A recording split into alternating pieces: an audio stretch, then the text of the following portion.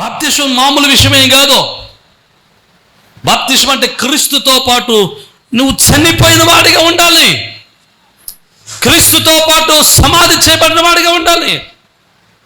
అంతేకాదు క్రీస్తుతో పాటుగా మరణము గెలిచి పునరుద్ధాన శక్తితో యేసువారు లేచినట్లుగా నూతన శక్తితో నూతన స్వభావముతో నీవు తిరిగి బ్రతకవలసిన వాడవై ఉన్నావు. నమ్మితే దేవునికి స్తోత్రం చెప్దామా? హల్లెలూయా. అందుకని 6వ అధ్యాయం 4వ వచనంలో ఒక చక్కటి మాట ఉంటుంది చూడండి. 6వ అధ్యాయం 4వ వచనంలో, రోమీయులకు రాసిన పత్రికలో 6వ అధ్యాయం 4వ వచనంలో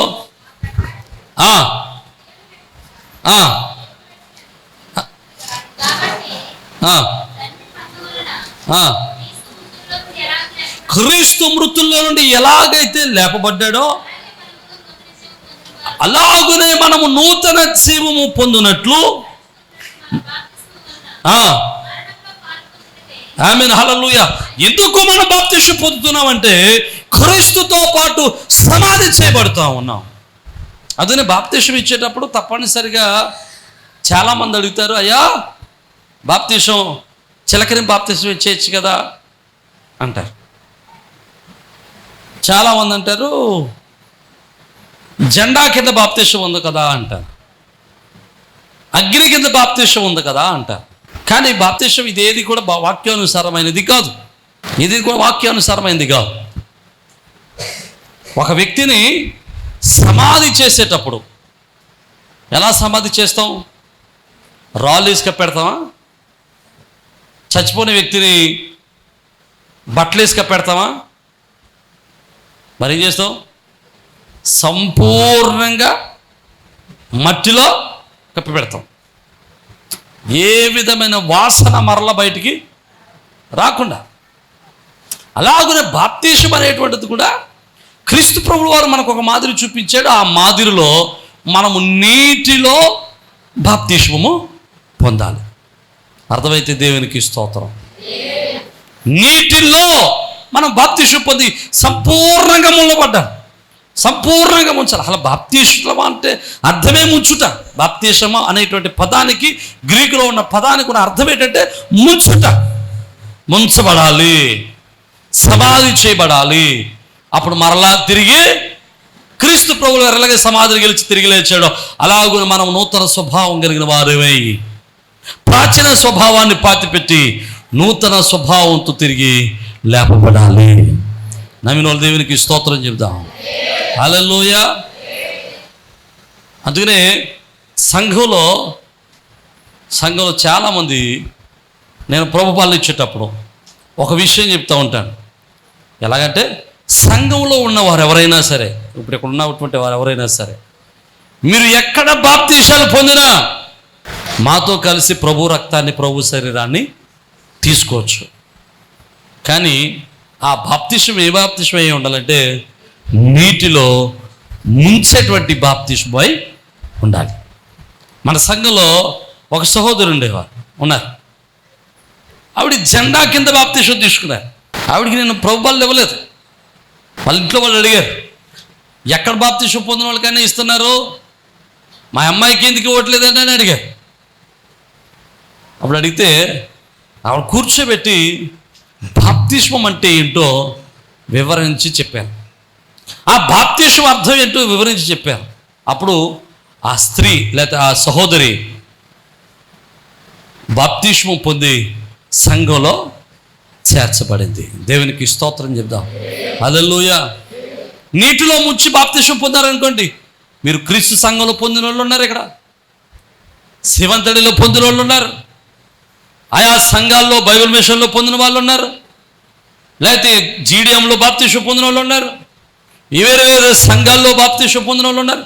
మరి కోడళ్ళందరూ అక్కడక్కడ బాప్తిస్మం పొందిన వాళ్ళు కదండి. ఇప్పుడు మా పిల్లలకి నేను ఎలాగైతే బాప్తిస్మం ఇస్తున్నానో ఆయా సంఘాల్లో పిల్లలకి అలాగే బాప్తిస్మాలు ఇస్తాను. మరి వాళ్ళ అత్తగారింటికి వచ్చినప్పుడు మళ్ళీ బాప్తిస్మం పొందడం సమంజసం కాదు కదా, ఒకటే బాప్తిస్మం. దేవునికి స్తోత్రం. ఎక్కడ బాప్తిస్మం పొందిన ఇస్తున్నాం వాళ్ళకి. ఎవరికి ఇస్తున్నాం? ప్రభువల్ల నీటిలో ముంచేటువంటి బాప్తిస్మము. నమ్మిన వారు దేవునికి స్తోత్రం చెప్తాం. నీటిలో ముంచేటువంటి బాప్తిస్మమే వాక్యానుసారమైనది. అలాగునని మనం బాప్తిస్మం పొందాలి. క్రీస్తుతో పాటు సిలువ వేయబడిన వారంగా క్రీస్తును ధరించుకున్న వారమై మనం ఉండాలి. నమ్మిన వారు దేవునికి స్తోత్రం చెబుతాం. హల్లెలూయా, హల్లెలూయా. బాప్తిస్మ పొందడం అంటే ప్రాచీన స్వభావాన్ని విడిచిపెట్టి నూతన స్వభావాన్ని ధరించుకున్న వారమై క్రీస్తును పోలి నడవవలసిన వారమై ఉన్నాం. నమ్మితే దేవునికి స్తోత్రం. ఇదంతా మీకు తెలీదా? అయినా కానీ మీరు ఎలాగుంటున్నారు? తెలియనట్టుగానే బ్రతుకుతున్నారు. ఇక రెండో విషయాన్ని మీకు జ్ఞాపకం చేస్తాను. చూడండి, కొరింథీయులకు రాసినటువంటి మొదటి పత్రిక 6వ అధ్యాయం 19వ వచనం 20వ వచనాన్ని మనం చూద్దాం. కొరింథీయులకు రాసిన మొదటి పత్రిక 6వ అధ్యాయం 19-20 వచనాలు. మీ దేహము దేవుని వలన మీకు అనుగ్రహింపబడి మీలో ఉన్న పరిశుద్ధాత్మకు ఆలయమై ఉన్నదని మీరెరుగరా? మీకు తెలీదా? Don't you know that your body is a temple of God? నీకు తెలీదా? నీ శరీరము దేవుని యొక్క ఆలయమై ఉన్నది. నమ్మినోళ్ళు దేవునికి స్తోత్రం చెబుతాం. అంటే మనకు తెలుసు. పౌలు గారి ఉద్దేశం ఏంటంటే, ఇంతకుముందు నేను చెప్పాను కదా, చెప్పిన తర్వాత కూడా మీ శరీరాలు దేవుని యొక్క ఆలయంగా ఉపయోగించడం మానేసి, దేవుని యొక్క ఆలయంగా ఉండటం మానేసి మీ ఇష్టానుసారంగా ఉంటారు. మీకు తెలియదా? ఈరోజు మరొకసారి దాన్ని మనం జ్ఞాపకం చేసుకోవడానికి ప్రయత్నం చేద్దాం. మన శరీరాలు దేవునికి ఆలయం. నమ్మినవారు దేవునికి స్తోత్రం. పాత నిబంధన కాలంలో మనుషుడు పాపం చేసిన తర్వాత, దేవుడి యొక్క సమాధానానికి దూరమైన తర్వాత, దేవుడు మోషే కాలంలో పర్ణశాలలోని అతి పరిశుద్ధ స్థలంలో నివాసం ఉండేవాడు. తర్వాత సొలొమోను దేవాలయములో ఆయన నివాసం ఉన్నాడు. సియోను పట్టణంలో ఆయన నివాసం ఉన్నాడు. కొత్త నిబంధనలోకి వచ్చేసరికి ఆయన ఇక హస్తకృత్యములైనటువంటి దేవాలయములోని కాక ఆయన దేవుని చేత నిర్మించబడినటువంటి మానవ శరీరం అనేటువంటి ఈ దేవాలయములో ఆయన నివాసం ఉండటం ప్రారంభించాడు. నమ్మితే దేవునికి స్తోత్రం. ఈ దేహము దేవుడి చేత నిర్మించబడి క్రీస్తు ప్రభువుల వారి యొక్క రక్తము ద్వారా విడిపించబడి పరిశుద్ధాత్మకు ఆలయముగా ఉన్నది. నమ్మితే దేవునికి స్తోత్రం. ఇప్పుడు ఇది ఆలయం. ఆలయం అనగానే మనం ఏమనుకుంటామండి? ఇప్పుడు ఇల్లు పరిశుద్ధమైందా, ఆలయం పరిశుద్ధమైందా? ఆలయమే పరిశుద్ధమైంది అనుకుంటాం కదా. ఈ ఆలయాన్ని పరిశుద్ధంగా ఉంచుతాం. ప్రతి వారం ఆలయాన్ని శుభ్రం చేస్తాం. నెలకొకసారి శుభ్రంగా సరిపెట్టి కడుగుతాం. కాబట్టి శుభ్రంగా చాలా ప్రయాసపడతాం. కాబట్టి మన సంఘంలో మీకు చర్చ ఎవరు దొరుకుతారో తెలుసండి? మీకు చాలామందికి తెలియదు కదా. పాప మైటమ్మ గారు, మట్టి జ్యోతి ఏదో చాలా కష్టపడి మందిరాన్ని తుడిస్తారు. వాళ్ళే ప్రయాసపడి కడుగుతారు. దేవునికి స్తోత్రం. మనం వచ్చి కూర్చొని ఏం చేస్తాం? బరకం కూడా ఎత్తాం. మనం కూర్చున్న కుర్చీలు కూడా ఎత్తాం. దేవుని మందిరంలో ఉన్నప్పుడు చాలా పర్యాలు చెప్పారు మీకు.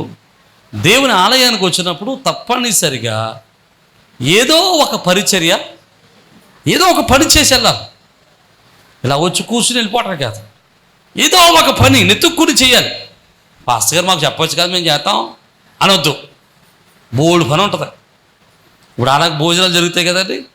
కాసేపు నా భోజనం జరిగినప్పుడు భోజనాలు వడ్డించవచ్చు. వాళ్ళు తినేసిన గిన్నెలు పడేయచ్చు. ఆ యొక్క విగ్గులు చేసినటువంటి గిన్నెలు కడగొచ్చు. లేకపోతే అక్కడ ఉన్నటువంటి పాత్రలు శుభ్రం చేయొచ్చు. ఏ పనైనా చేయొచ్చు. కానీ దేవుని మందిరానికి వచ్చిన ప్రతి విశ్వాసి ఏదో ఒక పని, ఏదో ఒక పరిచర్య దేవుని మందిరంలో చేసి వెళ్ళాలి. అది ఆశీర్వాదం. నమ్మినోళ్ళు దేవునికి స్తోత్రం. హల్లెలూయా. అది మనకు దీవెన. దేవుని మందిరాన్ని మనం పరిశుభ్రంగా ఉంచుకుంటాం, శుభ్రంగా ఉంటాం, పరిశుద్ధంగా ఉంచుతాం. కానీ వాక్యం ఏం చెబుతుందో తెలుసా? ఇక్కడ వారానికి ఒకసారి మనం ఆరాధన చేస్తాం. వారానికి ఒకసారి ప్రభువారు ఇక్కడ నిలిచి ఉంటాడు. ఆరాధన జరిగినప్పుడే ఆయన ఇక్కడ నిలిచి ఉంటాడు. కానీ నిరంతరము నిలిచి ఉండేది నీ శరీరములోనే. దేవునికి స్తోత్రం. ఆయన నీ శరీరంలో నిరంతరం నిలిచి ఉంటాడు. నీ శరీరాన్ని ఆయన పరిశుద్ధమైన ఆలయముగా చేసుకున్నాడు. నీ శరీరాన్ని దేవాలయంగా మార్చుకున్నాడు. ఆయన నీ శరీరాన్ని ఒక ఆలయంగా మార్చుకుని అందులో నివాసం ఉంటున్నాడు. బాప్తీసం పొందాము అంటే బాప్తీసం పొందిన వెంటనే మన శరీరము దేవునికి ఆలయంగా మార్చబడింది. నమ్మిన వాళ్ళు దేవునికి స్తోత్రం చెప్పాడు. ఇప్పుడు మరి ఈ ఆలయాన్ని పరిశుద్ధంగా ఉంచుతానో, మరి ఈ ఆలయాన్ని పరిశుద్ధంగా ఎవరు ఉంచుతారు? అందుకని బైబిల్లో ఒక చక్కటి మాట ఉంటుంది, మీలో ఉన్న పరిశుద్ధాత్మను దుఃఖపరచకండి అంటాడు. మీలో ఉన్న పరిశుద్ధాత్మను ఆర్పొద్దు అంటాడు. ఎప్పుడు పరిశుద్ధాత్ముడు దుఃఖపడతాడు? ఎప్పుడు పరిశుద్ధాత్ముడు ఆరిపోతాడు? ఎప్పుడు ఆరిపోతాడంటే మన శరీరము అపవిత్రమైనప్పుడు, మన శరీరాన్ని అపవిత్రం చేసినప్పుడు, మన శరీరాన్ని అపవిత్రంగా మనం ఉపయోగించినప్పుడు మనం అనుకుంటాం ఇది నా శరీరం, నా ఇష్టం వచ్చినట్టు ఉంటాను, నా శరీరం నాకు నచ్చినట్టు ఉంటాను. కుదరదు. ఎందుకో తెలుసా? మీరు మీ సొత్తు గారు విలువ పెట్టి కొనబడిన వారు. దేవునికి స్తోత్రం. మీరు విలువ పెట్టి కొనబడ్డారు. మీ శరీరాన్ని జాగ్రత్తగా ఉపయోగించాలి, పరిశుద్ధంగా ఉపయోగించాలి, పరిశుద్ధంగా వాడాలా. ఒకవేళ మీ శరీరంలోనికి అపవిత్రత వస్తే మీలో ఉన్నటువంటి పరిశుద్ధాత్మ దేవుడు మిమ్మల్ని విడిచిపెట్టి వెళ్ళిపోవచ్చు. ఎప్పుడు అపవిత్రమవుతుంది? అపవిత్రమైన మాటలు విన్నప్పుడు, అపవిత్రమైనటువంటి మాటలు మాట్లాడినప్పుడు, అపవిత్రమైన క్రియలు చేసినప్పుడు, త్రాగకూడనివి త్రాగినప్పుడు, తినకూడనివి తినినప్పుడు మన శరీరం అపవిత్రమవుతుంది. నా మాటలు అర్థమైతే దేవునికి స్తోత్రం చెప్పాడు. హల్లెలూయా. జాగ్రత్తగా ఆలోచన చేయండి. మన శరీరాలు అపవిత్రమైతే, మన శరీరాలు అపవిత్రంగా మార్చబడితే అది దేవునికి కోపాన్ని తీసుకొస్తుంది. అందుకని వాక్యంలో అంటాడు, ఎవడైనా దేవుని ఆలయాన్ని పాడు చేస్తే వాడిని దేవుడు పాడు చేస్తాడు. నా మాటలు అర్థమైతే దేవునికి స్తోత్రం. ఆలయం అంటే ఈ ఆలయమే కాదు, కనబడుతున్న ఈ ఆలయమే కాదు, జీవాలయముగా ఉన్నటువంటి మన శరీరాలను కూడా మనం పవిత్రంగా కాపాడుకోవాలి. అర్థమైతే దేవునికి స్తోత్రం. నా ఇష్టం అండి, నా ఇష్టం వచ్చినట్టు తాగుతారండి, నా ఇష్టం వచ్చినట్టు తిరుగుతారండి అంటే అది దేవుని కోపానికి మనలను గురి చేస్తుంది. అర్థమైన వారు దేవునికి స్తోత్రం చెప్తామా? హల్లెలూయా, హల్లెలూయా. ప్రియమైన దేవుని బిడ్డలారా, జ్ఞాపకం చేసి అందుకు ఒక మాట కూడా మీకు జ్ఞాపకం చేస్తాను. చూడండి, 2 కొరింథీ 6:16 అంటాడు, దేవుని ఆలయమునకు విగ్రహములతో ఏమి పొందిక, మనము జీవము గల దేవుని ఆలయమై ఉన్నాము. దేవునికి స్తోత్రం. ఒక రకంగా చెప్పాలంటే నువ్వు వెళ్ళి మొక్కుతున్నటువంటి విగ్రహం కంటే నీవే గొప్పడు. హలో, నువ్వు మొక్కుతున్న విగ్రహం కంటే నువ్వే గొప్పడు. ఆ విగ్రహం మరియం విగ్రహం కానివ్వండి, యేసుప్రభువు వారి విగ్రహం కానివ్వండి. ఎన్నిసార్లు చెప్పినా మరియం కొండకి వెళ్ళటం మా అంతలేదు. మన వాళ్ళు ఫోన్లో వెళ్తే వెళ్ళండి, మరి నేనే చేయడానికి చెప్పడం చెప్తారు. కానీ వెళ్ళే వాళ్ళు అటుకి అడ్డుపడి ఎలకండి అని ఆపలేం కదా. తప్పు అని చెప్పగలం, అది చేయకుండా ఉండటం మంచిది. విగ్రహాలకు మొక్కడం అంటాడు, మీరు దేవుని జీవం గల దేవుని ఆలయమై ఉన్నారు. దేవుని ఆలయానికి విగ్రహాలతో ఏమి పొందిక, ఏంటి అవసరం? విగ్రహాల దగ్గర మీకు సంబంధం ఏంటి? అది మట్టివి, కళ్ళు నుండి చూడవో, చెవు నుండి వినవో. కానీ మీరు అట్లా కాదు కదా, జీవము గల దేవుని యొక్క ఆలయమై ఉన్నారు. నా మాట అర్థమైతే దేవునికి స్తోత్రం చెప్తాం. హల్లెలూయా. అని అన్నాడు, మీరు తెలీదా? మీ శరీరం దేవుని ఆలయం అని మీకు తెలియదా? మరి తెలిసినప్పటికీ మీ శరీరాన్ని ఎందుకు పాడు చేస్తున్నారు? మీ శరీరాన్ని ఎందుకు అపవిత్రం చేస్తున్నారు? ఎందుకు మీ శరీరంతో అపవిత్రమైన కార్యాలు చేస్తున్నారు? ఎందుకు మీ శరీరంతో అపవిత్రమైన క్రియలు చేస్తున్నారు? ఎందుకు మీ శరీరాన్ని అపవిత్రపరిచి దేవుని కోపానికి గురవుతున్నారు? మీకు తెలియదా మీ శరీరాలు దేవుని యొక్క ఆలయమని హెచ్చరిస్తున్నాడు అపోస్తలుడైన పౌలు. ఈరోజు మన శరీరాలు దేవుని ఆలయమని గుర్తించి పరిశుద్ధమైన ఆలయంగా, దేవునికి ఇష్టమైన ఆలయంగా మన శరీరాలను పవిత్రంగా ఉంచుకుందుముగాక. నమ్మిన దేవునికి స్తోత్రం చెప్దాం. హల్లెలూయా. అది అంటాడు, అసలు మీ నోటిలో నుంచి భూతులైనను సరస్వక్తులైనను రానివ్వద్దు అంటాడు. అసలు మీ నోట్లో నుంచి రాకూడదా? బూతులు కూడా రాకూడదా? కానీ బాప్తిసం పొందక ముందు ఒక రకం బూతులు మాట్లాడతారు, బాప్తిసం పొందాక కొత్త కొత్త బూతులు మాట్లాడతారు. మారు మనసు వస్తుంది కదండి. వాక్యం చాలా స్పష్టంగా చెప్తారు, బూతులైనను సరస్వక్తులని నోటంట కృతజ్ఞత వచ్చిన మీరు నోట అంట రావాలి. అంటే ఆ బూతుల వల్ల కూడా నీ యొక్క శరీరం ఏమవుతుంది? అపవిత్రమవుతుంది. అపవిత్రపరుచుకోవద్దు నీ శరీరాన్ని. నా మాటలు అర్థమైతే దేవునికి స్తోత్రం చెప్తాం. హల్లెలూయా. మొదటిది ఏంటి మీకు తెలీదా? క్రీస్తులోనికి బాప్తిసం పొందారని మీకు తెలీదా? క్రీస్తు మరణంలోనికి బాప్తిసం పొందారని మీకు తెలీదా అని మొదట అడుగుతాడు. రెండవది అడుగుతాడు పౌలు గారు, ఏమని? మీ శరీరాలు దేవుని యొక్క ఆలయమై ఉన్నదని మీరెరుగరా? మూడవది మనం జ్ఞాపకం చేసుకుని ముగించుకోవడానికి ప్రయత్నం చేద్దాం. యెషయా గ్రంథం 40వ అధ్యాయము 28వ వచనం. యెషయా గ్రంథం 40వ అధ్యాయము 28వ వచనం. నీకు తెలియదా? నీకు వినలేదా? భూదిగాంతములను సృజించిన యెహోవా నిత్యుడగు దేవుడు, ఆయన సొమ్మసిల్లడు, అలయడు, ఆయన జ్ఞానమును శోధించుట అసాధ్యము. నీకు తెలీదా? ఏం తెలియదు నీకు? ఏం మర్చిపోయావు? ఆయన అలసిపోడు, సలసిపోడు. దేవునికి స్తోత్రం. ఇశ్రాయేలును కాపాడడానికి ఆయన అలసిపోలేదండి. ఇశ్రాయేలుతో 40 సంవత్సరాలు నడవడానికి ఆయన అలసిపోలేదండి. భూమి పుట్టినది మొదలుకొని ఇప్పటి వరకు మానవ జాతిని నడిపించడానికి ఆయన అలసిపోలేదండి. ఆయన అలసిపోయేవాడు కాదు, సలసిపోయేవాడు కాదు, సొమ్మసిల్లేవాడు కాదు. అలనాడు ఇశ్రాయేలును 40 సంవత్సరాలు పోషించడానికి ఆయన అలసిపోలేదు. 40 సంవత్సరాలు పూరేలు కురిపించడానికి ఆయన అలసిపోలేదు. 40 సంవత్సరాలు బండ నుంచి నీళ్ళు ఇవ్వడానికి ఆయన అలసిపోలేదు. శద్రక మేషక అబేద్నెగోలు ఆ యొక్క వేడి మిగల అగ్నిగుండంలో ఉన్నప్పుడు దేవుడు అలసిపోలేదు, సొమ్మసిల్లిపోలేదు. ఈరోజు నేను మాట చెప్పనమండి, నువ్వు ఏ స్థితిలో ఉన్నా, నువ్వు ఏ క్రియలో, నువ్వు ఏ పరిస్థితిలో ఉన్నా, నిన్ను కాపాడడానికి నా దేవుడు అలసిపోలేదు, నా దేవుడు సొమ్మసిల్లిపోలేదు. నీకు తోడుగా ఉండడానికి, నీ నీడగా ఉండడానికి, నిన్ను నడిపించడానికి, నిన్ను పోషించడానికి, నిన్ను బలపరచడానికి, నిన్ను స్థిరపరచడానికి నా యేసయ్య ఎప్పుడు సిద్ధంగానే ఉంటాడు. నమ్మినోళ్ళు దేవునికి స్తోత్రం చెప్దాం. హల్లెలూయా. ఎందుకు వేదన పొందుతున్నావు? ఎందుకు నిరాశ చెందుతున్నావు?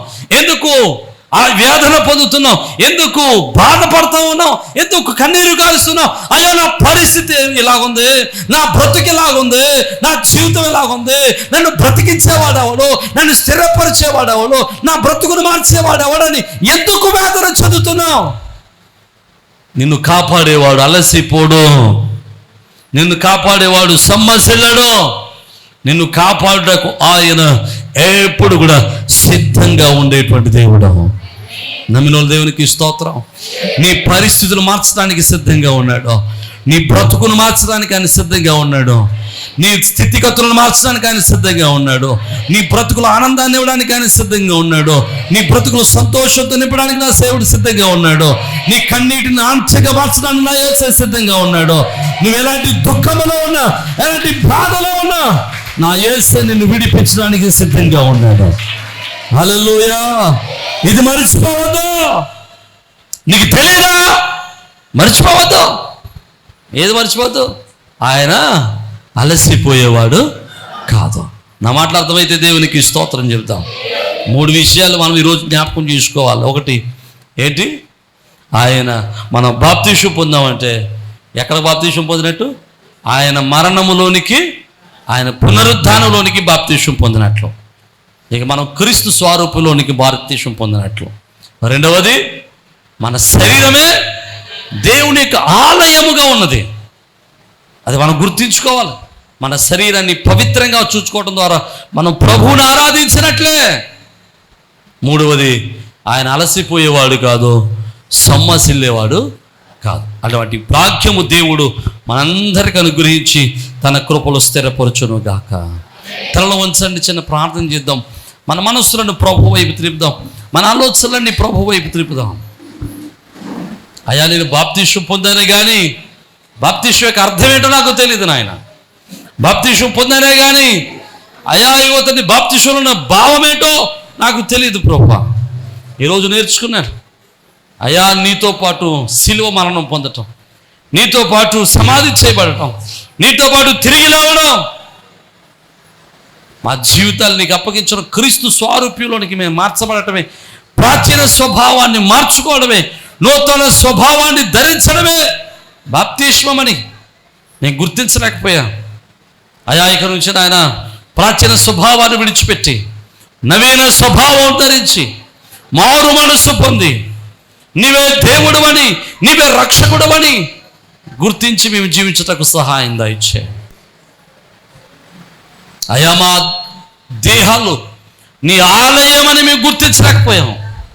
మా దేహాలు, మా శరీరమే నీ ఆలయమని గుర్తించలేక మా శరీరంలో అపవిత్రపరుస్తున్నావు. నాలో ఉన్న దేవా, నిన్ను అపవిత్రపరుస్తున్నావు నాయన, నిన్ను దుఃఖపరుస్తూ ఉన్నావు నాయన. మా శరీరం అపవిత్రమైన ప్రతిసారి మీరు దుఃఖిస్తూనే ఉన్నారు ప్రభువా. అయ్యా అయ్యో తండ్రి, మా శరీరాలు పవిత్రంగా ఉంచుకోవడానికి సహాయం దయచే. పవిత్రమైన శరీరాలుగా మేము జీవించడానికి సహాయం దయచే. పవిత్రమైన ప్రాణార్పణముగా నీ శరీరం ఉండడానికి సహాయం దయచే. అలాగే ప్రభువా, యువతను వలసిపోయేవాడు కాదు, సొమ్మసిల్లేవాడు కాదు. ఇశ్రాయేలుని కాపాడడానికి అలసిపోలేదు, సొమ్మసిల్లిపోలేదు. మమ్మల్ని కాపాడడానికి అలసిపోయేవాడు కాదు, మమ్మల్ని లేవలెత్తడానికి సలసిపోయేవాడు కాదు, మమ్మల్ని బలపరచడానికి వలసిపోయేవాడు కాదు, నాన్న మమ్మల్ని విడిపించడానికి సొమ్మసిల్లేవాడు కాదు. అయా, ఇశ్రాయేలు కాపాడిన దేవుడు, ఇశ్రాయేలుకు తోడై ఉన్న దేవుడు, మాకు నువ్వు తోడై ఉండే దేవుడు, 1000 తరముల వరకు తోడై ఉండే దేవుడు నాయన. నీ కృపలో మమ్మల్ని జ్ఞాపకం చేసుకుని మీరు మహిమ పొందండి. అయా అయ్యో తండ్రి నాయన, నీ వాక్యం వినని బిడ్డలను బట్టి ప్రార్థన చేస్తున్నాం ప్రభువా. అయా, ఎవరి ఆశతో ఏ కోరికతో నీ సన్నిధిలో విజ్ఞాపం చేస్తున్నారు, వారి ఆశలన్నీ నెరవేర్చండి, వారి కోరికలు నెరవేర్చండి నాయన.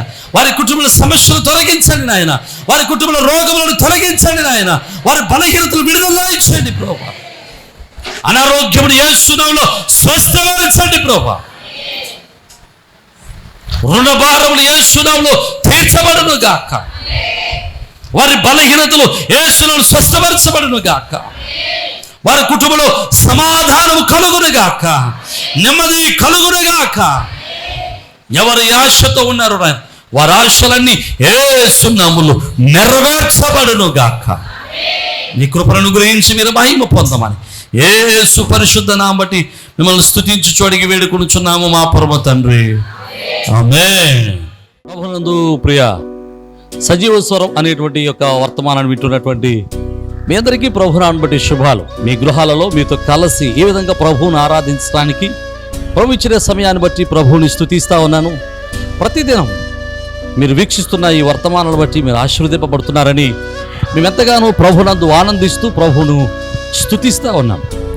మీరు ఇస్తున్నటువంటి ప్రతి మెసేజ్, లేకపోతే మీరు ఇస్తున్నటువంటి ఈ యొక్క ప్రోత్సాహం దేవుని పనులు మమ్మల్ని ఎంతగానో బలవంతుని చేస్తూ ఉంది. కనుక మీరు ఈ వర్తమానాల చేత ఆశీర్వదింపబడుతున్నట్లయితే ఇంకా అనేక మందికి ఈ వర్తమానాల్ని పరిచయం చేయండి. అలాగే ఈ వర్తమానాల చేత మీరు ఆశీర్వదింపబడుతున్నట్లయితే తప్పనిసరిగా ఈ యొక్క పరిచర్యలో మీ వంతు సహకారాన్ని, భాగస్వామ్యాన్ని పంచుకోవాలని ప్రభు పేరట మిమ్మల్ని ప్రేమతో ఆహ్వానిస్తూ ఉన్నాం. చాలామంది అడుగుతూ ఉన్నారు, అయ్యా మేము ఈ పరిచర్యలు ఎలా పాలుభాగస్తులం కావాలి అని. చాలా సంతోషం. దేవుడు మీకు ఇచ్చిన భారాన్ని బట్టి ప్రభునందు ఆనందిస్తూ ఉన్నాను. తప్పనిసరిగా మీరు కూడా మాతో కలిసి ఈ యొక్క సత్య సువార్తను, ఈ యొక్క ఆత్మీయమైన వర్తమానాలను అనేక మందికి అందించటంలో మీ వంతు కూడా ఖచ్చితంగా సహకారాన్ని అందించవచ్చు. కనుక ఈ స్క్రీన్ మీద కనబడుతున్న నెంబర్లకి ఖచ్చితంగా ఫోన్ చేయండి. తగినటువంటి ఆలోచనలు, సలహాలు, ఎలాగో మీరు ఈ పరిచర్యలో బాల్య భాగస్తులు కాగలరో మేము మీకు తెలియపరుస్తాం. అలాగే మీరు ఈ వర్తమానాల చేత ఆశీర్వదింపబడుతున్నట్లయితే, ఒకవేళ మీరు ఇప్పటి వరకు ఏ సంఘానికి వెళ్ళని వారైతే, ఏ మందిరానికి అటెండ్ కాని వారైతే తప్పనిసరిగా మిమ్మల్ని మా మందిరానికి, మా సహవాసానికి ప్రేమతో ఆహ్వానిస్తూ ఉన్నాం. చక్కని అపోస్తుల యొక్క బోధ, ఆత్మీయమైనటువంటి ఆరాధన, ప్రేమతో కూడినటువంటి సహవాసము, చక్కని ప్రేమతో కూడినటువంటి ఆదరణ సంఘాల్లో సంఘం ద్వారా పొందడానికి మిమ్మల్ని ప్రేమతో ఆహ్వానిస్తూ ఉన్నాం. ఒకవేళ మీరు ఏకైనా మందిరాల్లో ఆల్రెడీ మందిరాల్లో కట్టబడి ఉన్నట్లయితే తప్పనిసరిగా ఆదివారపు ఆరాధన, మందిరంలో జరిగేటువంటి కూడికలలో పాల్గొనటం మానేయదు. తప్పనిసరిగా మీ మందిరాల్లో బలవంతులై, శ్రేష్ఠులై, దేవుని పనులు బలవంతులుగా ఎదగాలని మిమ్మల్ని ప్రేమతో ఆహ్వానిస్తున్నాం. ఒకవేళ ఎక్కడా మీరు పరిచర్యలో, ఏ పరిచర్యకు, ఏ సహవాసానికి ఒకవేళ మీరు అట్టుకట్టి ఉండకపోతే, ఏ సహవాసులు మీరు పాలిభాగస్తులుగా ఉండకపోతే తప్పనిసరిగా మిమ్మల్ని ప్రేమతో ఆహ్వానిస్తూ ఉన్నాం. మన పరిచర్యల ద్వారా ఇంకా అనేకమైనటువంటి పరిచర్యలు జరుగుతూ ఉన్నాయి. ప్రతి నెల అనాథల పరిచర్య చేస్తూ ఉన్నాం. ఈ అనాథల పరిచర్యలో చాలామంది యవన బిడ్డలు తమ యవన కాలంలో తమ యొక్క భర్తలను కోల్పోయిన వారు ఉన్నారు. అలాగే చిన్న చిన్న పిల్లలు పెట్టుకుని వారు పోషిస్తున్న వారు ఉన్నారు. వారిని పోషించడానికి దేవుడు మాకు ఇచ్చినటువంటి ఆలోచన బట్టి ప్రతి నెల కొంత సహాయాన్ని చేస్తున్నాం. ఇంకా ఆ సహాయాన్ని అనేక మందికి పంచాలని ఆశపడుతూ ఉన్నాం. ఇలాంటి దేవుని పరిచర్యలో మీరు కూడా మీ యొక్క సహకారాన్ని ప్రేమతో అందించవచ్చు. అలాగే ప్రతి నెల సెకండ్ సాటర్డే మన మందిరంలో చిన్న పిల్లల ప్రోగ్రాం జరుగుతుంది. ఇది ప్రతి నెల జరుగుతూ ఉంది. మీరు కూడా మీ పిల్లలు దేవునిలో ఆత్మీయంగా బలపడాలని ఆశపడితే తప్పనిసరిగా మీ పిల్లల్ని ఆ యొక్క చిన్నపిల్లల ప్రోగ్రానికి, కింగ్డమ్ చిల్డ్రన్స్ అనేటువంటి ప్రోగ్రానికి మీ పిల్లలు కూడా ప్రోత్సహించండి. తప్పనిసరిగా పంపించండి. ఉదయం 9 గంటల నుంచి 4 గంటల వరకు చక్కని పాటలు, చక్కని కథలు, చక్కని ఆరాధన, దైవభక్తి, అలాగే విశ్వాసంలో వారిని బలపరచడానికి ఎంతో మేము తోడ్పడుతూ ఉన్నాం, వారిని బలపరుస్తూ ఉన్నాం. అది మీ పిల్లలకు ఆత్మీయంగా బలపడడానికి, విశ్వాసాలు బలపడడానికి ఎంతగానో దోహదం చేస్తూ ఉంది. తప్పనిసరిగా ఈ పరిచర్యలో మీరు కూడా పాలిభాగస్తులై ఉండాలని ప్రభు పేరిట మనం చేస్తున్నాం. అలాగే ఇండియా ప్రేయర్ లీగ్ అనేటువంటి ఒక ప్రార్థనా సహవాసాన్ని నడిపిస్తూ ఉన్నాం. మిమ్మల్ని కూడా ప్రేమతో ప్రార్థనా సహవాసంలోనికి ప్రేమతో ఆహ్వానిస్తూ ఉన్నాం. తప్పనిసరిగా మీరు ఫోన్ చేయండి, తగిన విషయాలన్నీ మీతో పంచుకుంటా. అలాగే మీరు ఒకవేళ యూట్యూబ్ ద్వారా వాక్యాన్ని విన్నట్లయితే, ఒకవేళ ఈ వాక్యం ద్వారా, ఈ వర్తమానాల ద్వారా మీరు ఆశీర్వదింపబడిన వారైతే ఖచ్చితంగా ఈ యొక్క వర్తమానాలు అనేక మందికి పరిచయం చేయండి. ఈ యొక్క వర్తమానాలని మీరు అనేక మందికి పరిచయం చేసి ఈ యొక్క పరిచర్యలో మీరు కూడా తప్పనిసరిగా పాలుభాగస్తులు కావాలని, పరిచర్యలో మీరు కూడా తప్పనిసరిగా చేతులు కలిపి దేవుని యొక్క రాజ్య వ్యాప్తిలో, ప్రయాసలో మీరు కూడా మాతో కలిసి రావాలని ప్రేమతో ఆహ్వానిస్తూ ఉన్నాం. ఒకవేళ మీరు రావాలనుకుంటే తప్పనిసరిగా మీ విషయాలు మాకు తెలియపరచండి. మీ కొరకు, మీ కుటుంబాల కొరకు, మీ బిడ్డల కొరకు మేము అనునిత్యం ప్రార్థన చేస్తున్నాం. ప్రభు కృప మీకును, మీ కుటుంబాలకును, మీ బిడ్డలకును ఎలా తోడే ఉండి మిమ్మల్ని స్థిరపరిచి ఆదరించును గాక. ఆమేన్.